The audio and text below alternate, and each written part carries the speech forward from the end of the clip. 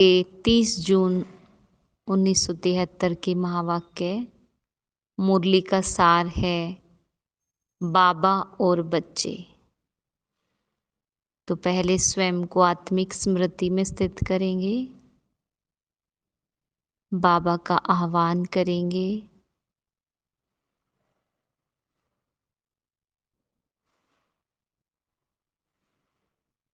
खुद को बाबा के साथ महसूस करेंगे।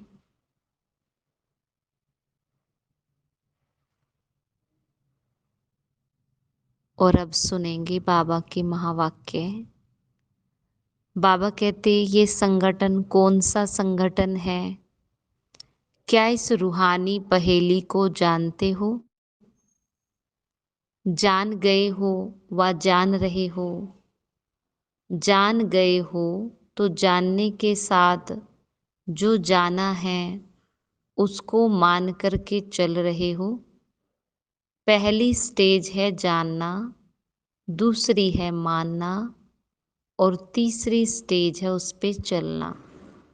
पहले जाना, फिर माना और मान करके फिर चलना। तो किस स्टेज तक पहुँचे हो? क्या लास्ट स्टेज तक पहुँचे हो?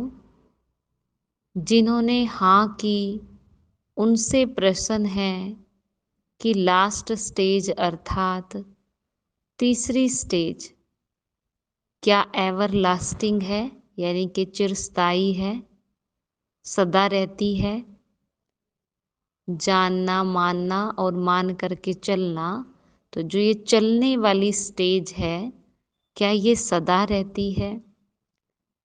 तीसरी स्टेज तक पहुंचना तो सहज है और पहुंच भी गए हैं, लेकिन लास्ट स्टेज को अंडरलाइन करके एवर लास्टिंग बनाओ। बाबा कहते ये पहुंच भी सकते हैं मान करके चलना, लेकिन ये सदा रहे, ये नहीं कि कभी हो कभी नहीं हो। बाबा हमसे चाहते कि सदा हो, एवर लास्टिंग हो। फिर बाबा कहते मैं कौन हूँ? ये अमूल्य जीवन अर्थात श्रेष्ठ जीवन के अपने ही भिन्न नाम और रूप को जानते हो ना? मुख्य स्वरूप और मुख्य नाम कौन सा है? मैं कौन हूँ? ये अमूल्य जीवन अर्थात श्रेष्ठ जीवन के अपने ही भिन्न नाम और रूप को जानते हो ना? मुख्य स्वरूप और मुख्य नाम कौन सा है इस जन्म का? जैसे बाप के अनेक नाम अनेक कर्तव्यों के आधार पर गायन करते हो, फिर भी मुख्य नाम तो कहेंगे ना। बाबा के हम भिन्न भिन्न नाम लेते, पाप कटेश्वर, मुक्तेश्वर, लेकिन फिर भी जो नाम है वो है ही है एक नाम तो है। बाबा कहते जैसे नाम बाप के अनेक नाम हैं, अनेक कर्तव्यों के आधार पर उनका गायन करते हो, फिर भी मुख्य नाम तो कहेंगे ना कि मुख्य क्या नाम है।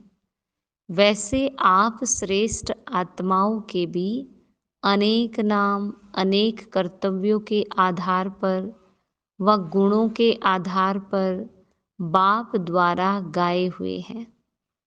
हमारा भी अनेक नाम अनेक कर्तव्यों के आधार पर गुणों के आधार पर बाप के द्वारा अनेक नाम गाए हुए हैं, और उनमें से जो मुख्य नाम है वो कौन सा है, पूछा बाबा ने।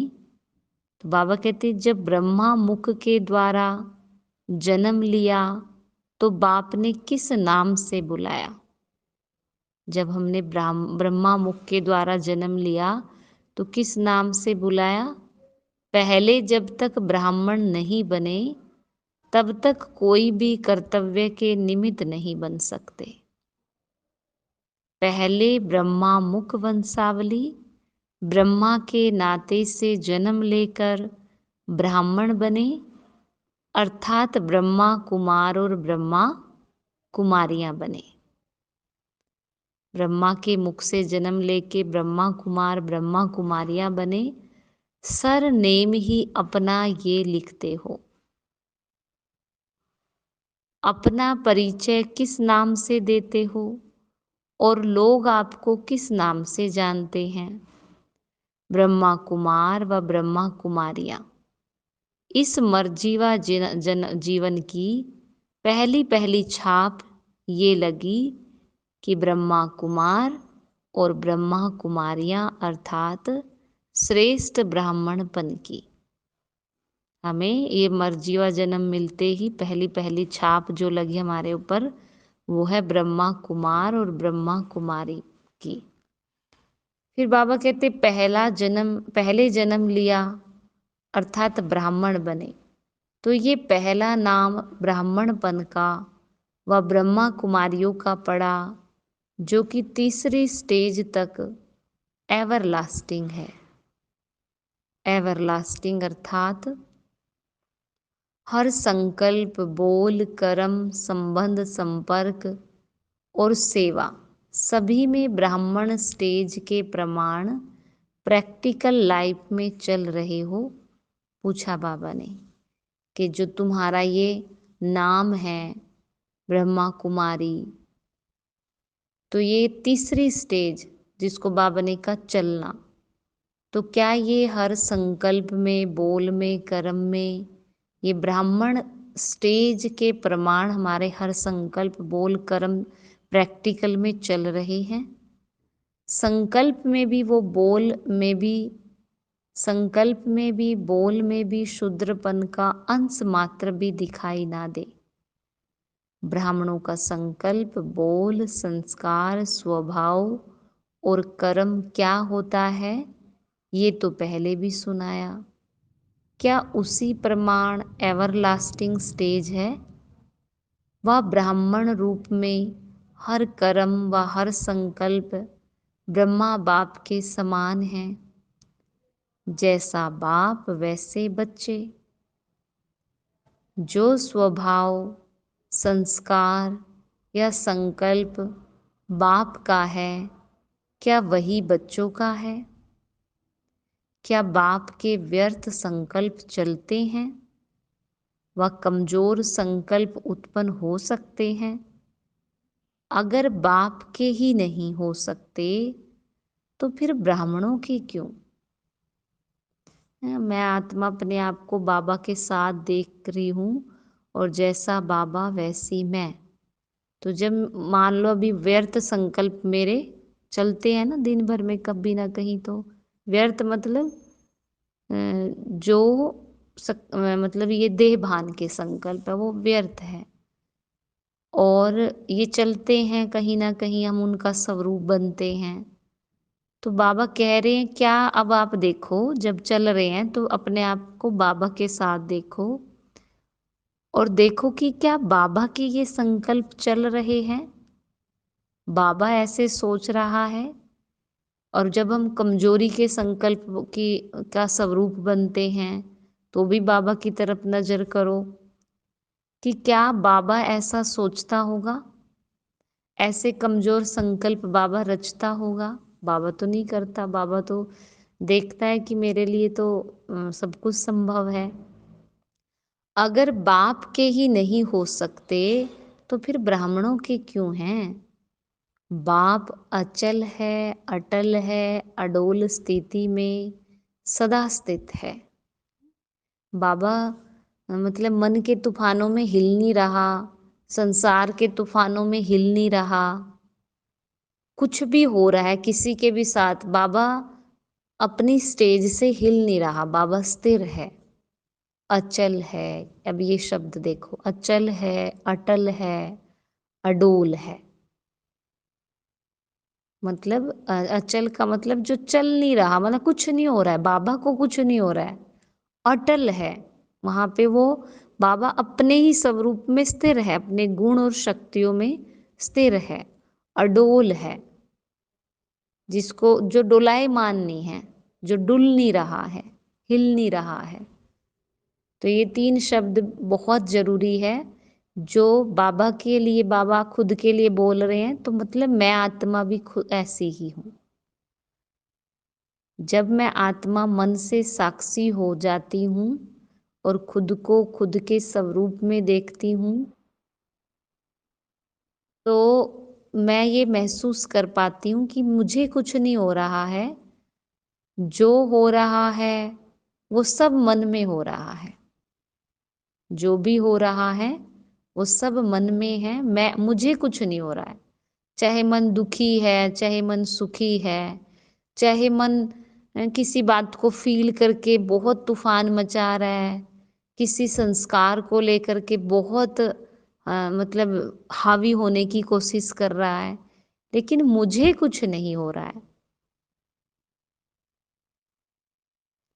तब हम ये अपने आप में देख पाते हैं कि मैं आत्मा अचल, अटल, अडोल हूँ।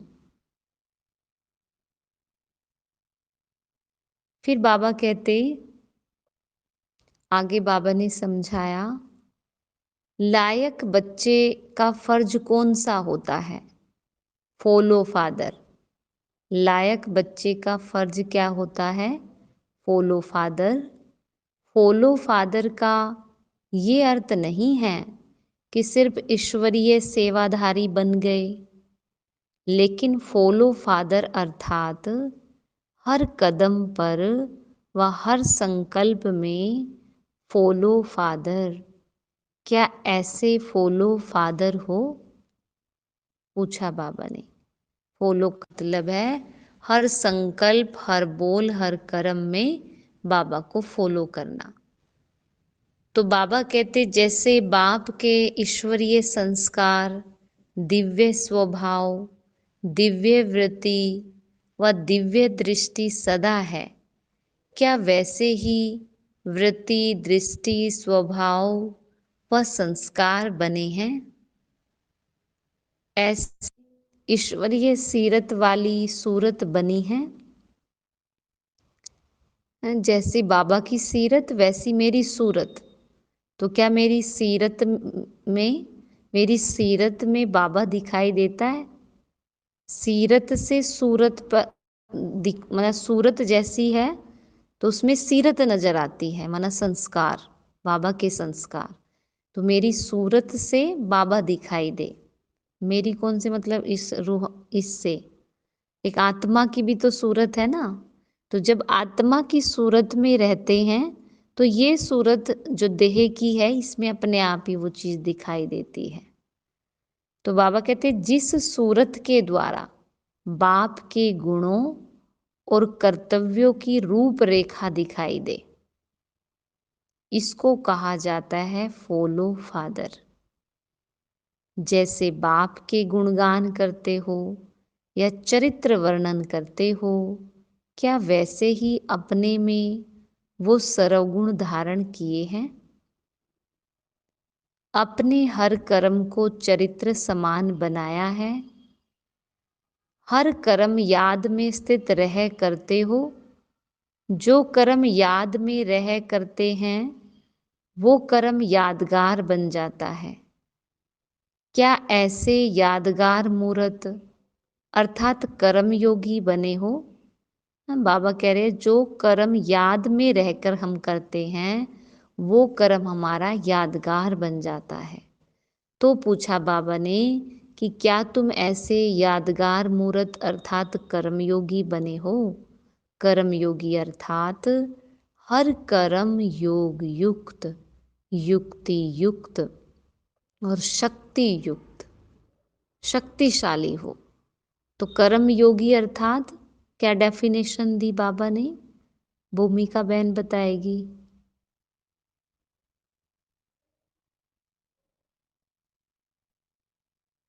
भूमिका बहन हो आप? बाबा ने कहा कि हर कर्म योग युक्त, युक्ति युक्त और शक्ति युक्त होना चाहिए। ये कर्म योगी की डेफिनेशन दी बाबा ने जी। तो बाबा कहते, क्या ऐसे कर्मयोगी बने हो या बैठने वाले योगी बने हो? जब विशेष रूप से योग में बैठते हो उस समय योगी जीवन है अर्थात योग युक्त हैं, या हर समय योग युक्त हैं? जो वर्णन में है कर्म योगी, निरंतर योगी और सहज योगी, ये हमारे लिए गायन है, वर्णन करते हैं कि ये योग कर्म योग भी है, निरंतर योग भी है, सहज योग भी है। तो क्या वही प्रैक्टिकल में है जो वर्णन करते हो, अर्थात एवर लास्टिंग है? क्या कर्म योगी को कर्म आकर्षित करता है या योगी अपनी योग शक्ति से कर्मेंद्रियों के द्वारा कर्म कराता है?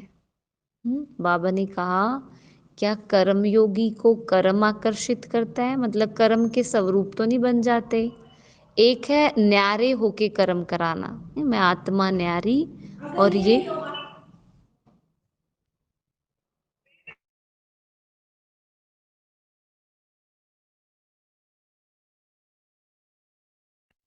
तो बाबा हमें बता रहे थे कि क्या कर्म योगी को कर्म आकर्षित करता है या योगी अपनी योग शक्ति से कर्म इंद्रियों के द्वारा कर्म कराता है। एक है मालिक बन के उनसे कर्म कराना, और एक है कि उसी का स्वरूप बन के कर्म करना। तो उसको बाबा कह रहे कर्म आकर्षित करता है या योगी अपनी योग शक्ति से कर्म इंद्रियों से कराता है। अगर कर्म योगी को कर्म अपनी तरफ आकर्षित कर ले तो क्या ऐसे को योगी कहा जाए? जो कर्म के वश होकर चलने वाले हैं उनको क्या कहते हो? कर्म योगी कहेंगे ना। बाबा कहते जो कर्म के वश होकर चलने वाले हैं उनको क्या कहते हो? कर्म योगी कहेंगे ना। पूछा बाबा ने, क्या कर्म योगी उनको कहेंगे? जो कर्म के भोग के वश हो जाते, अर्थात कर्म के भोग भोगने में अच्छे व बुरे में कर्म के वशीभूत हो जाते। अच्छा कर्म मतलब कर्म में अच्छा रिजल्ट आ रहा है तो उसके वशीभूत, बुरा आ रहा है तो उसके वशीभूत। वशीभूत माना उसका ही स्वरूप बन जाते, उसको ही भोगने लग जाते, जबकि आत्मा तो दोनों से न्यारी है। तो बाबा कहते कहीं ऐसा तो नहीं है कि कर्म के भोग भोगने में अच्छे व बुरे में कर्म के वशीभूत हो जाते हैं। आप श्रेष्ठ आत्माएं कर्मातीत अर्थात कर्म के अधीन नहीं, कर्मों के परतंत्र नहीं, है ना, अधीन नहीं है आत्मा, उससे न्यारी है, स्वतंत्र हो, कर्मेंद्रियों के द्वारा कर्म कराते हो। जब कोई भी आप लोगों से पूछते हैं कि क्या सीख रहे हो या क्या सीखने के लिए जाते हो, तो क्या उत्तर देते हो? सहज ज्ञान और राजयोग सीखने जा रहे हैं। ये तो पक्का है ना कि यही सीख रहे हो। जब सहज ज्ञान कहते हो तो सहज वस्तु को अपनाना और धारण करना सहज है, तब तो सहज ज्ञान कहते हो ना। तो सदा ज्ञान स्वरूप बन गए हो। जब सहज ज्ञान है तो सदा ज्ञान स्वरूप बनना क्या मुश्किल है? सदा ज्ञान स्वरूप बनना यही ब्राह्मणों का धंधा है। ब्राह्मणों का धंधा क्या है? सदा ज्ञान स्वरूप बनना। तो बाबा कहते अपने धर्म में स्थित होना नेचुरल चीज होती है ना। इसी प्रकार राजयोग का अर्थ क्या सुनाते हो? सर्वश्रेष्ठ अर्थात सभी योगों का राजा, और इससे राजाई प्राप्त होती है। राजयोग को हम कहते हैं कि ये योग सभी योगों का राजा है, और कहते हैं कि ये हमें राजा बनाता है, इंद्रियों का राजा बनाता, भविष्य में भी राजा बनाता। तो ये हम इसका वर्णन करते हैं जब भी हम राजयोग का लेसन कराते हैं। तो बाबा कहते इससे राजाई प्राप्त होती है, राजा भी बनते, स्व के भी राजा बनते। तो राजाओं का राजा बनने का योग है ये। आप सभी राजयोगी हो या राजाई भविष्य में प्राप्त करनी है? अभी संगम युग में भी राजा हो या सिर्फ भविष्य में बनने वाले हो? जो संगम युग में राज्य पद नहीं पा सकते, वो भविष्य में क्या पा सकते हैं? तो जैसे सर्वश्रेष्ठ योग कहते हो, ऐसा ही सर्वश्रेष्ठ योगी जीवन तो होना चाहिए ना। योग इतना ऊंचा है तो जीवन भी वैसी दिखनी चाहिए। क्या पहले अपनी कर्मेंद्रियों के राजा बने हो? जो स्वयं के राजा नहीं, वो विश्व के राजा कैसे बनेंगे? क्या स्थूल कर्मेंद्रियों व आत्मा की श्रेष्ठ शक्तियां मन, बुद्धि, संस्कार अपने कंट्रोल में हैं? राजा है ना हम, तो राजा होने के नाते बाबा पूछ रहे हैं कि क्या स्थूल कर्मेंद्रियां व आत्मा की श्रेष्ठ शक्तियां मन, बुद्धि, संस्कार अपने कंट्रोल में हैं? अर्थात उन्हों के ऊपर राजा बनकर राज्य करते हो। राजयोगी अर्थात अभी राज्य चलाने वाले बनते हो। राज्य करने के संस्कार व शक्ति अभी से धारण करते हो। राज्य करने के जो संस्कार हैं, क्या वो शक्ति अपने में अभी से धारण करते हो? भविष्य 21 जन्म में राज्य करने की धारणा प्रैक्टिकल रूप में अभी आती है, भविष्य में नहीं आएगी, अब भी आएगी। भविष्य में जो हम होंगे, स्वरूप हमारा जो होगा, वो सब संस्कार हम अपने अंदर अभी भरते हैं। तो बाबा कहते सहज ज्ञान और राजयोग तीसरी स्टेज तक आया है। मना क्या बताई थी 3 स्टेज हमें बाबा ने? मासिंग भाई 3 स्टेज कौन सी थी? जानना, मानना और चलना। जी, तो वो बाबा पूछ रहे तीसरी स्टेज तक आए हो। संकल्प को ऑर्डर करो, स्टॉप तो स्टॉप कर सकते हो। बुद्धि को डायरेक्शन दो कि शुद्ध संकल्प व अव्यक्त स्थिति व बीज रूप स्थिति में स्थित हो जाओ, तो क्या स्थित कर सकते हो? ऐसे राजा बने हो। ऐसे राजयोगी जो हैं, उनको कहा जाता है फॉलो फादर। तो ये फॉलो फादर का बाबा ने हमें डेफिनेशन दी।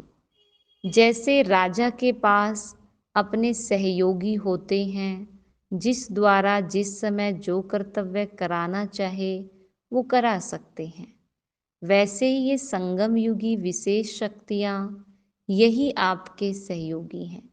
तो जैसे राजा कोई भी सहयोगी को ऑर्डर करता है कि ये कार्य इतने समय में संपन्न करना है, वैसे ही अपनी सर्व शक्तियों के द्वारा आप भी हर कार्य को सहज ही संपन्न करते हो या ऑर्डर ही करते हो? सामना करने की शक्ति आए तो क्या किनारा कर देते हैं? जहाँ हमें माया का सामना करना है, वहाँ ऐसा तो नहीं कि किनारा कर लेते हैं। सहज योगी अर्थात सर्व शक्तियाँ क्या आपके पूर्ण रूप से सहयोगी हैं? जब चाहो, जिसके द्वारा चाहो, क्या कार्य कर सकते हो? जिस शक्ति को हम यूज करना चाहे उसको यूज कर सके, ऐसे राजा हो। जैसे पुराने राजाओं के दरबार में 8 या 9 रत्न प्रसिद्ध होते थे, अर्थात सदा सहयोगी होते थे। ऐसे ही आपकी 8 शक्तियां सदा सहयोगी हैं। इससे ही अपने भविष्य प्रारब्ध को जान सकते हो। जिसने जितना अपनी शक्तियों को कंट्रोल में लाया है, उससे बाबा कहते हैं आप अपना भविष्य जान सकते हो। ये है दर्पण, जिसमें अपनी सूरत और सीरत देखने से मालूम पड़ सकता है। तो शक्तियां हमारा दर्पण है। अष्ट रत्नों के अंदर ये 8 शक्ति सही कार्य करेंगी। तो बाबा कहते 6 मास जो दिए वो विनाश की तारीख नहीं दी, लेकिन हर एक संगम युगी राजा अपने राज्य कारोबार अर्थात सदा सहयोगी शक्तियों को एवर रेडी बनाकर तैयार कर सके, उसके लिए समय दिया। क्योंकि अब से अगर राज्य कारोबार संभालने के संस्कार नहीं भरेंगे तो भविष्य में भी बहुत समय के लिए राजा बन राज्य नहीं कर सकेंगे। 6 मास का अर्थ समझा? अपने हर सहयोगी को सामने देखो और अपने संकल्पों को स्टॉप करके देखो। अपनी बुद्धि को डायरेक्शन प्रमाण चला करके देखो। इस रिहर्सल के लिए 6 मास दिए, समझा? कौन सी रिहर्सल दी बाबा ने हमें? रमेश भाई बताएंगे।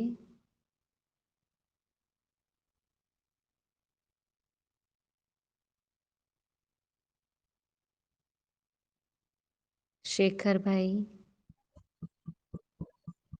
ओम शांति। ओम शांति। बाबा ने कहा कि अपने हर सहयोगी को सामने देखते हैं और उस समय संकल्पों को स्टॉप करके देखो और अपनी जो मन बुद्धि है उनको डायरेक्शन प्रमाण चलाकर देखो। ये रिहर्सल बताई बाबा ने, 6 महीने की रिहर्सल दिया है।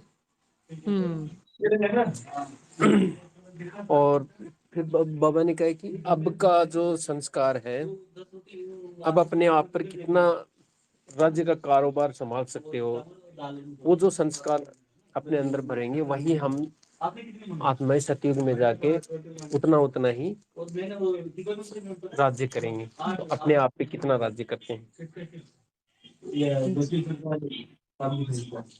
ओम शांति। बाबा आगे कहते सदा सहज, माइक ऑफ कर देंगे। अच्छा, सदा सहज ज्ञान स्वरूप, सदा राजयोगी, निरंतर योगी, सहज योगी, सर्व शक्तियों को अपना सहयोगी बनाने वाले, बाप समान संकल्प, संस्कार और कर्म करने वाले, ऐसे संगम युगी सर्व राजाओं को बाप दादा का याद, प्यार और नमस्ते। मैं आत्मा, स्वराज्य अधिकारी,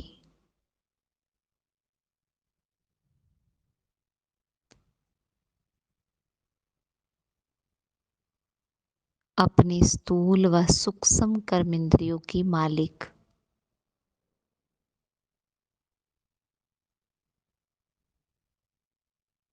देह के भान से न्यारी,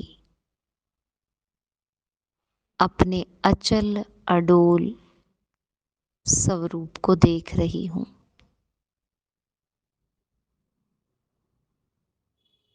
जैसे मेरा बाबा अचल अडोल है,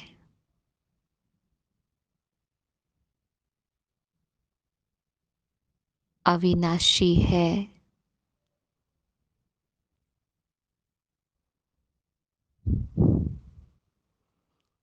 ऐसे मैं आत्मा, उनका बच्चा भी उनके ही समान हूँ।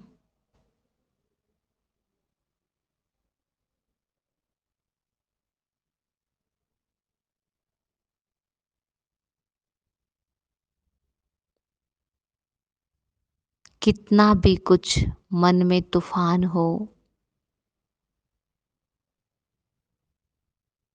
तन में हलचल हो,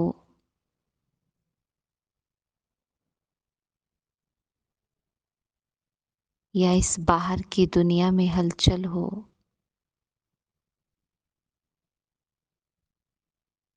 लेकिन मुझ आत्मा को ये स्मृति है कि मैं उस हलचल से, मन की तन की हलचल से न्यारी हूँ।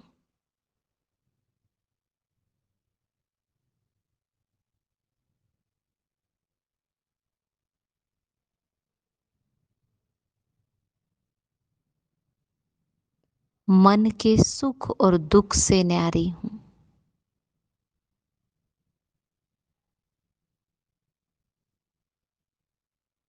देह अभिमान वाला मन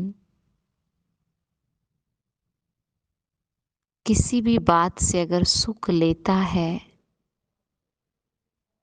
तो उससे मुझ आत्मा में कुछ बढ़ नहीं जाता, और अगर देह अभिमान वाला मन किसी बात में दुख लेता तो मेरा कुछ चला नहीं जाता।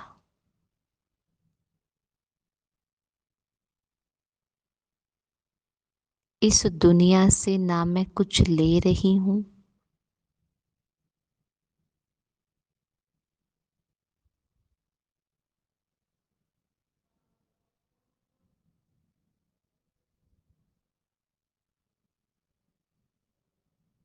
इस दुनिया का सुख और दुख मुझ आत्मा को इफेक्ट नहीं कर सकता।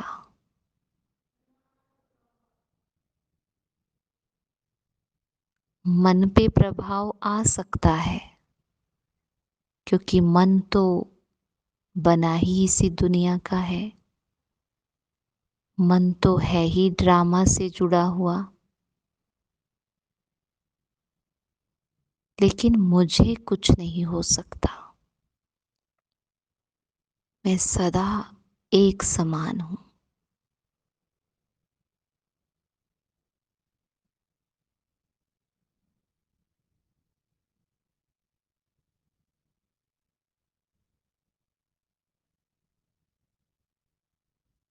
मेरा ये स्वरूप, बिंदु स्वरूप,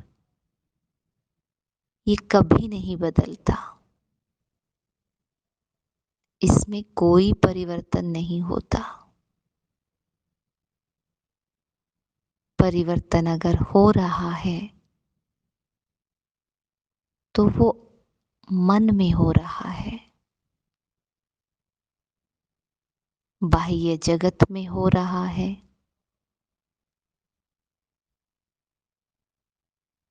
पर मैं आत्मा चेंजलेस हूँ।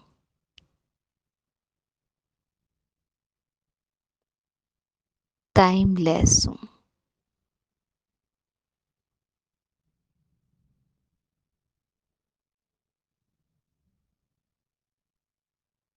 तो अपने सत्य में रहकर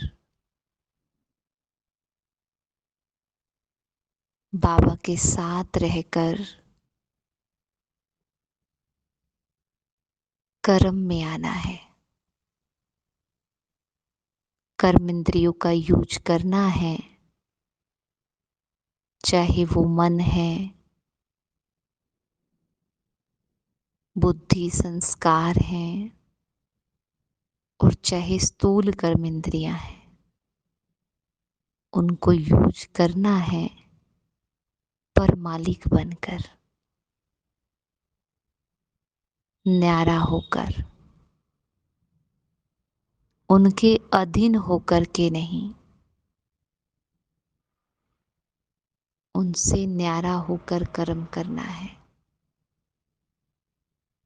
यही है कर्म योगी की स्टेज, सहज योगी की स्टेज,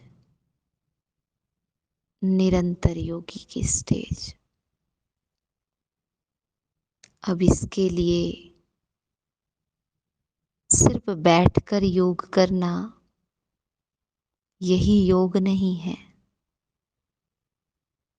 ये कर्म योग सब कुछ करते हुए कर सकते हैं।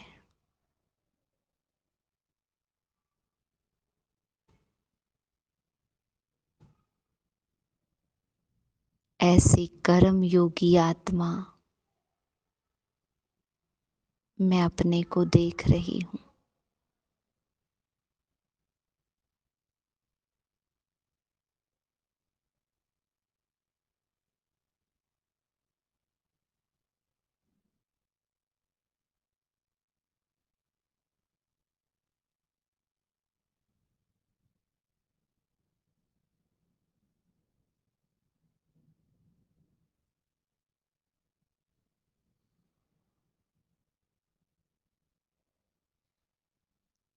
ओम शांति।